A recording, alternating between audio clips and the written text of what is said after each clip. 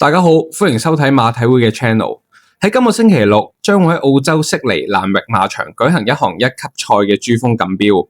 珠峰錦標作為全球第二高獎金嘅賽事，我哋嘅馬王嘉應高升將會代表香港賽馬會出戰。嘉應高升嘅實力就自然唔需要多講，但究竟嘉應高升係咪穩贏呢一項賽事呢？其他對手嘅實力又點？呢條片主要想同大家快速咁樣了解下其他對手。事不宜遲，即刻開始。最佳一刻6歲雌馬，父係不惜代價，母係 Time-A-Race， 父母兩線都係跑1000到14米為主嘅。喺香港嘅同父係馬有天賜喜、全神貫注、白鹿金剛等等，而佢本身都係1000到14米為主，生涯22戰8 win 6個 pay， 雖然5次贏1200米，但係都係以2級賽同埋3級賽為主。佢贏嘅一項一級賽都係1400米路程，而隻馬嘅跑法前速唔快，往往係需要留喺馬群嘅中後段，而佢最擅長嘅跑法亦都係留後直路爆一段。但係蘭域馬場淨係得410米直路，優點就係佢對蘭域馬場係好熟悉，有10次嘅出賽經驗，適應性就絕對冇問題。但係缺點亦都好明顯，佢有時往往係追唔切或者混喺馬林入邊，同埋生涯成績1400米係比1200米好，所以造成佢喺海外嘅賠率都係冷門。滿志7歲馬，父係日本大名鼎鼎嘅滿樂時，相信香港嘅觀眾應該都好熟悉。喺香港贏咗3項嘅一級賽，主要係跑中長途路程，而佢阿媽嗰邊就主要係跑1000到1200米為主。而滿志本身就跑開1000到1200米，生涯40戰9 win 10個 pay， 一級賽嘅 win 就只有1項，但都已經係2022年嘅事。而佢喺同年亦都試過去挑戰珠峰，攞過第3名嘅成績。而隻馬嘅跑法就係前置為主，可以放頭，可以守好位追1-2隻馬，同埋佢前速唔慢，跑法相對彈性。缺點就係佢有時候放頭未必可以灌注到底，加上隻馬已經7歲，年紀大咗，冇以前咁銳利。雖然偶爾會喺一啲2、3級賽上面贏或者上名，但係跑1級賽嘅話就未夠班，所以佢喺海外都係大冷門。祖德寶6歲馬，父係小法寶，我諗香港馬迷應該都唔陌生，普遍都有長途氣量，不過跑短途都係冇問題。香港亦都有唔少嘅子嗣，例如大藤王、獨角獸、大千氣象等等。至於佢阿媽 Starry 雖然未出過賽，但係母線方面跑短途都一定冇問題。而祖德寶生涯出戰24場，8 win 8個 pay， 得1 win 喺1200，同埋得1項2級賽冠軍，其他都係贏一啲 handicap 嘅賽事。咁佢嘅跑法都係留後爆一段為主，而佢往往都好忠心，都會爆一段俾你睇嘅。雖然贏面就唔大，但係如果遇着好嘅形勢，跑個3-3、4-4翻嚟都唔係冇機會。登天橋7歲馬，父係 Vancouver， 主要贏過澳洲金拖鞋大賽。香港同父係馬有紅桃新星、果然僥倖等等，都係以短途為主。至於佢阿媽嗰邊就主要係跑1000米嘅賽事。而登天橋生涯32戰10 win 6 pay， 有8 win 都係起1200，兩項一級賽冠軍，都可以話係路程專家。佢出閘好快，有好強勁嘅前速，跑法都係以放頭為主。佢2023年都曾經挑戰過珠峰錦標，就算佢出閘好快，放到頭，但係都好快灌注唔到尾，跑第10。再加上佢上一次比賽已經係5個月前，即使同嘉應高升個閘好似試得唔錯咁，但係久休復出第一場都應該幾難威脅到其他同場對手。動心藍營3歲新星，父係街頭霸王，贏馬嘅路程由1100到1400米。香港嘅同父係馬有4歲3冠王佳龍區、曾友等等，而佢阿媽 Clappy 都係藍營嘅自家貨，贏嘅路程都係1000到1200米。而動心生涯8戰4 win 3 pay， 得1次係唔上名，有3 win 都係1200米。喺蘭域都贏過2項嘅2級賽。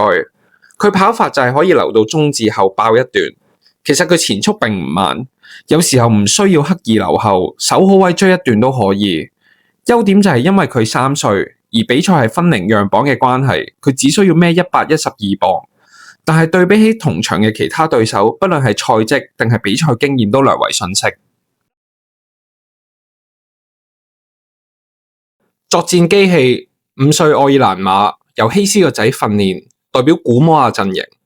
父係尋人偵探，正宗短途馬，喺英國贏過7月杯同埋短途錦標。香港嘅同父係馬有馬力、太太精神等等，主要都係短途。而佢阿媽 Cassetta 出自 Hilsonat， 都係短途為主。而作戰機器生涯14戰7 win 4 pay， 跑嘅途程就比較分散，有1200、有1300，而贏得最多嘅都係1400，有3 win。佢跑法傾向係留喺中至後段爆一段為主嘅直路。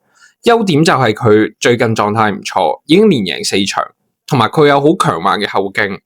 缺點就係佢喺南域出賽經驗唔夠，淨係得過一次喺嗰度比賽。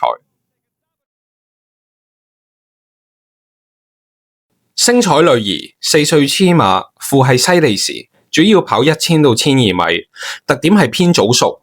香港都有一啲好出色嘅子嗣，例如首飾太陽、打比冠軍百賀飛駒等等。而母係 Star People 都係跑開1000到1400米為主嘅。而星彩女兒生涯9戰5 win 3 pay， 一個第四，暫時係未甩過頭4名。贏馬嘅途程係由1200米去到1006米都有，贏咗2項一級賽，分別係1500同1006。佢其實前速唔慢，不過隻馬嘅跑法通常都係留後跑，但係佢總可以交到一道好唔錯嘅追勢俾你。可以見到呢一場1000，佢出閘都好快。但係騎師就要捉住留喺後邊，直路穩位受咗，但係穩到位之後衝上嚟個勢都好強勁。如果到時候穩位好唔受咗嘅話，相信都會交到一個好唔錯嘅表現。天使之金4歲馬，父係同場嘅作戰機器一樣，都係尋人偵探，而母係 Bahamas， 跑長途為主，最長可以跑到2500嘅。咁天使之金生涯9戰就已經有5 win， 但係就一批都冇嘅。贏嘅途程係由1000去到1400米都有。雖然就暫時未贏過一級賽，但係最近嘅一級賽都跑第4。由於佢前速唔快，隻馬都係要居中至後上為主。好似呢一場一級賽你可以見到，佢直路係全程失足咁滯，去到最後50米先真正望空衝刺，但係追上嚟個勢都好強勁。但係有個問題係佢未試過喺南域嗰度跑，適應場地又會係另一個問題。尖尾新星6歲馬，父係 Pearl Encanto， 雖然最高成就只係贏咗一場1200米嘅3級賽，但係佢啲子嗣跑短途就異常出色。香港都有好多短途精英嘅子嗣，好似韋小寶、精算暴雪、水晶酒杯等等。而佢阿媽喺紐西蘭服役期間都有5 win， 跑嘅路程由1000米最長去到2100米。尖尾新星生涯20戰9 win 6個 pay， 有2項一級賽嘅冠軍。佢嘅跑法都係要留後追。喺呢一場2級賽首演錦標，同場都有其他珠峰嘅對手，可以見到佢一出閘之後都係捉喺後邊，轉彎先望空發力，但係因為落得太後嘅原因，就追唔切頭馬白藝星。佢喺南域出賽經驗就絕對冇問題，只係佢跑法有啲被動，有機會俾前面啲馬走甩咗，追唔切。白藝星5歲馬，父係智能導彈，主要跑嘅途程係1000到1200米。香港嘅子嗣有超好日子、堅有威等等，而佢阿媽 Mary's Grace 就係7 win 馬，跑嘅途程都係短途為主。而白藝星生涯12戰8 win 1個 pay， 有4 win 都係1200米，可以話係路程專家。佢更係今年嘅一級賽史密夫錦標得主，喺南域同程都贏過2場。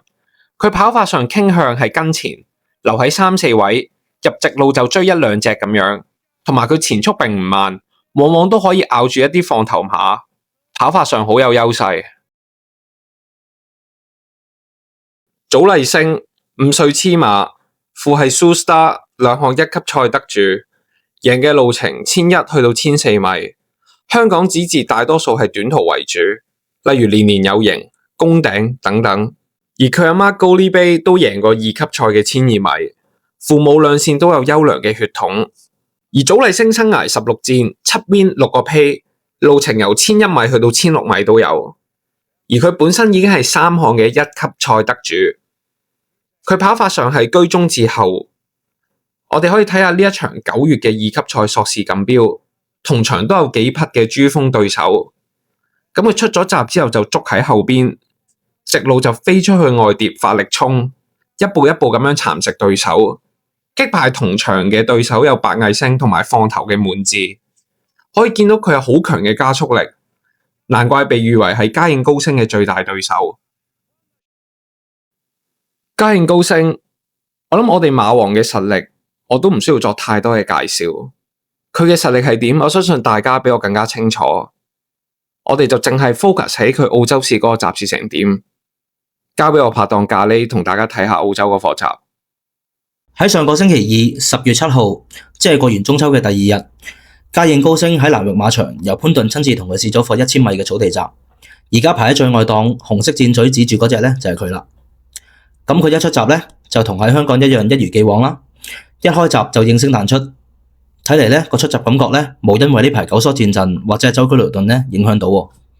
然後我哋可以見到跑咗幾步之後咧，嘉應高升根本就唔需要刻意催策，甚至鬆俾佢走，用隻馬嘅天生速度咧就已經可以帶離群區啦，同啲試閘對手拍住領放。淨係睇到呢度咧，都已經知道嘉應高升咧對比起呢組嘅試閘對手咧，簡直係超晒班。而潘頓之後咧，亦都刻意俾隻馬留喺外碟。心意都好明顯啦，就係想隻馬撒開大步走，畢竟隻馬都咁耐冇落場跑過，俾佢撻下提升下佢狀態都係有必要嘅。所以咧，成個彎都係走3踏望空嘅位置。而去到呢課閘嘅直路階段咧，當你以為嘉應高升可以好似喺香港咁樣輕輕鬆鬆帶嚟對手7-8個馬位，又唔係喎。實情咧係佢過來過去都過唔到咧入邊嗰2隻馬，而且呢個展步咧明顯冇喺香港咧咁兇狠。甚至乎咧，潘頓喺200米嘅時候咧，係嘗試催策佢嘅，但係咧，嘉應高升俾落去反應咧都唔大，似乎咧就唔係好適應咧澳洲嘅鬆軟場地。就咁睇呢課試閘咧，嘉應高升嘅狀態咧就肯定未係十足噶啦。我睇咧最多都只係700分嘅水準，同埋咧個場地都係一大嘅考驗。而家佢嚟跑嗰日咧就得翻4日嘅啫，究竟隻馬個狀態咧可唔可以及時推到頂峰咧？我係有啲疑問嘅，始終咧相隔個時間實在太短啦。當然，我心入邊咧都好希望咧，香港可以有馬贏到呢場咧全球最高獎金嘅草地賽事。不過就真係要睇下嘉應高升咧可唔可以克服到呢啲挑戰啦。今集條片就嚟到呢度，鍾意我哋條片咧就記得訂閱、讚好、留言，我哋下條片見。